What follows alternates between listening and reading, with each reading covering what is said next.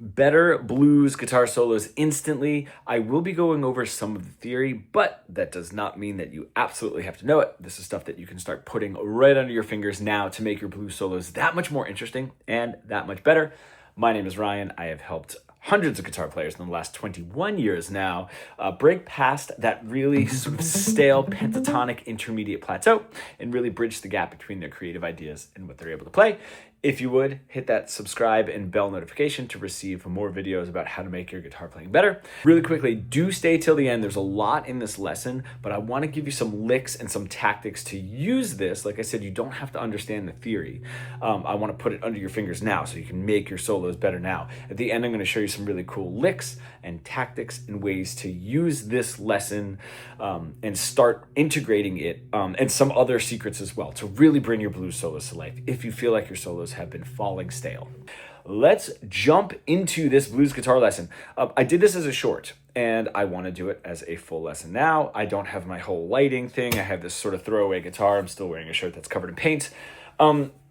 So I just did it. The short just went really well. I want to do a full video of it, okay? So we're going to go through each one of the chords in your 1, 4, 5. I'm just going to stay in A, right? So my A7, my D7, and my E7, or my 1, my 4, and my 5, 7. And how we can add to each one of those chords to bring out the changes of a 12 bar and also make our solos really interesting. The first one is going to be the major third against my minor pentatonic or minor blues, right? And that's because my A7 has a C sharp or a major third in it, and the minor blues has a C or a flat 3 in it. So we can really play with that major minor sound, which is what gives the blues that really cool sound that it has. One of my favorite ways is when I get to that, the flat 3 is going to be the 5th fret here of the G string. Just move it up, right, from my flat 3 to my natural 3. Now, that 3 and that flat 7 is what creates that tritone, right? And that gives the most abrasive sound of a dominant 7. So I sometimes will bring it there to the flat 7 and create that tritone, right? Rather than the resolve. Or another little trick, and then resolve up here. I'll do it with my thumb for the root. That'll give you the whole 7 chord without the 5, which is unnecessary anyway. So that is the first addition. Okay, I'm going to come back to the 1 chord for something else specifically, and I'm going to show you a really, really cool lick there at the end. The 4 chord, we're going to do the same thing. We're going to add the major third of that 4 chord, which is my natural 6, the 7th fret of my B string, okay? This breaks out of the minor pentatonic, gives it a little bit of a Dorian sound, which is nice. And just like we were doing before, you can slide into it. Now, what is really cool is the flat 3 of my minor pentatonic in A is the flat 7 of my 4 chord. So that major third of the 4 chord, or the 6, and the flat 7 of the 4 chord, or the minor third, the flat 3, creates that tritone as well. So I'll add that in, right, to give that sound. I will also add the 2, the 7 of the bottom string, the bottom E, right, a little bit as well. Just because that note, that's the 13 of my 4 chord. And that's just up for grabs as well. I'm going to come back to that. And then my 5 chord. Okay, I do really like to add that note in, right? My natural 2 in A. I like to add that in. That's the 5 of the 5 chord. Sorry guys, there was a mower and it seems like it's a little further away now. Sorry for that sound. But that 9, or the 2 of my A blues, is the 5 of my 5 chord. So it's a really cool sound, and if I hit it, it just sounds like that 5 chord, right? Like that 5 chord's really coming. So that is the note that I really like to choose for the 5 chord. If I decide to do what I've done before, is sort of slide into that major third, right? That now becomes the natural 7 of my A, G sharp. Okay, the third of that 5 chord is that natural 7. That is going to really break out of the key. So use it sparingly unless you love the sound. You know, I just choose to use it sparingly. It really breaks out of the blues sound, I think. Right, so that's why I sort of go for that that 2 note for that specific 5 chord. What you can do, a really cool thing if you want to be playing in a blues jam session and throw this in and sort of wow some of the people that you're playing with, is you could touch on a dominant flat 13. So you could touch on, when you get to this 5 chord, 5 with a, that's the 5. That would be the flat 6, or since it's dominant, it would be the flat 13 note of my 5 chord. What that does is it still anchors us into, because that is the flat 3 of the A, it still anchors us into the blues sound. So now what you have is this: 5, 6, 7, natural 7, 1, 2, flat 3, 4. Right? And what that is just of the dominant of my A melodic minor. So when you get to that 5 chord, if you play, right, might sound really cool. And I'm just mixing up the notes of that on my B string, 5, 7, 9, 10, and then on the high E, 7, 8, 10.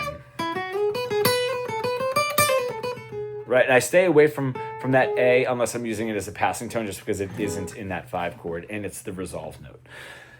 Try it, okay? Try it and see if you like it. Make sure that you can start doing whatever these are. If I go to my 4 chord, right, make sure that you can take some of these ideas right into the other octave, so you're not just doing it up here, right? We want to make sure. So if I have that natural 6 to 1, 2 to 1, right? Can I do natural 6 to 1, right there, and then 2 to 1? You know where.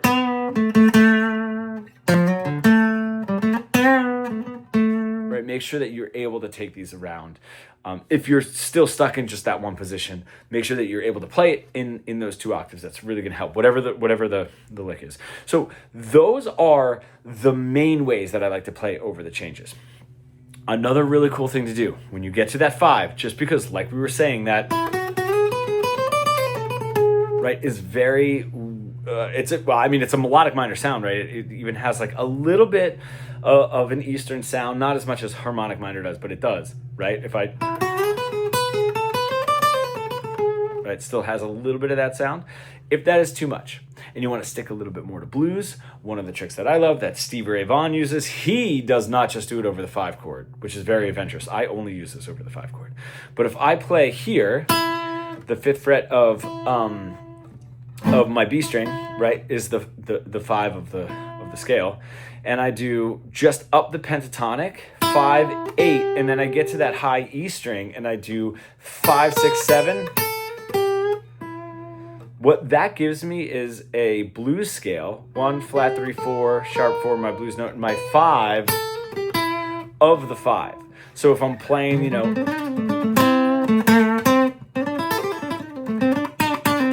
and it's time for the 5 chord, right, I might throw that in. That is just going to give you a blues scale over the 5 chord without breaking position. Something to throw in that I think is really cool. If you start using these ideas and you want to bridge, another really cool thing is to bridge over the bar line. I love this lick, okay? It is, if I go up, I'm going to play it up here. We play it in, like I said, moving this around octaves is really good, but we're going to start on the major third of A. So if you can find that, right, my 5, 8, 5, 8, that's my flat 3. I'm just going to move it up to 9. What I'm going to do is, so that's major third, 4th, sharp 4th, and then 5th, straight up 9, 10, 11, 12 on my E string. And then I'm going to slide back into the 9, flat 3 to my major third, and then resolve it. I love that lick. Just make sure that you can do it in a couple of other places. It's great for the 1 chord. I like it when we switch to the 4 chord and we're coming back to the 1, right? Just to give it a little bit of a blues sound. I can go down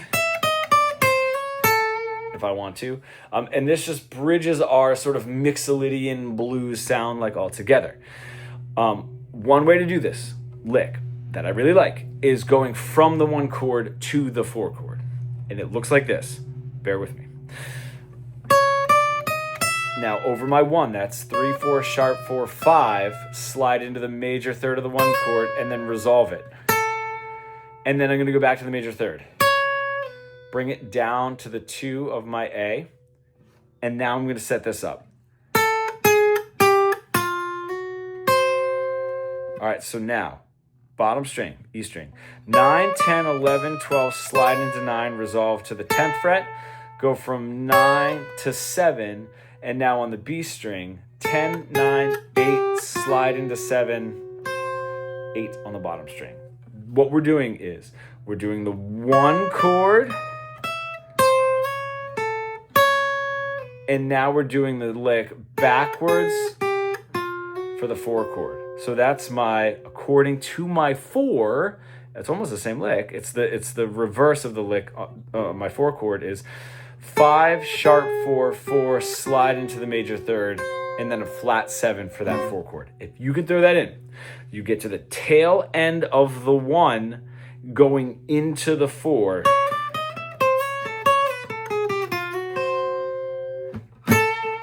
That is going to sound really, really cool, right? And then it's just showing you also where that is for your 4 chord, right?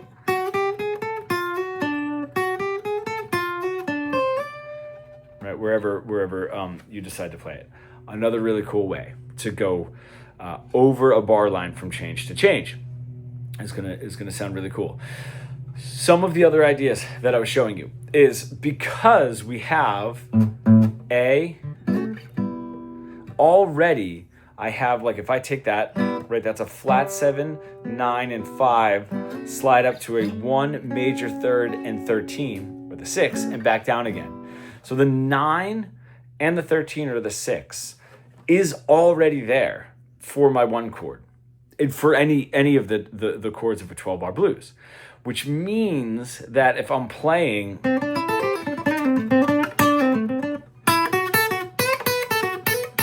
those notes, the 7 on the B and the 7 on the E, or the 6 or 13 and 2 or 9, are still going to be available, right? And then we get a little bit more of a major blues, a B.B. King kind of sound, you know? So those notes are optional. If you really want to target those notes to play over the chord changes like this, right? Like that 7 on the B string, right? Your natural 6. If you want to use that, like we were talking about before, just for that 4 chord, then try to avoid it until the 4 chord comes, right? If not, the notes are still there and available. So these are all some of the ideas that I really wanted to get into. You know, another thing that you'll see come up is this, right? If I go to the 4 chord, what this now becomes is straight 5s on the bottom 3 strings, up to the 7s, and then back down again. Okay, that's the same thing. Now, this will happen a lot just in blues in general. So if I'm on my 1 chord, right, I can still get that sound. That's my flat 3 and my 5, and I can give it like a little bend. And then my 4 and my 6, so my 7th fret of both the B and the G string, or slide into that major third, right to the 1. So you will see that if I raise that up. 2 5s on the G and the B, 2 7s on the G and the B, 2 8s on the G and the B. Now that's my flat 7 and my blues note, my sharp 4.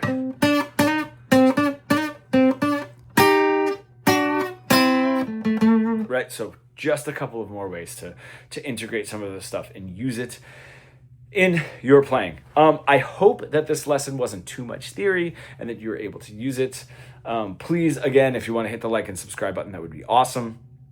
And if you are an intermediate guitar player looking to get out of that pentatonic plateau, bridge the gap between your creative ideas and what you are able to play, you can comment pro below and we can get started.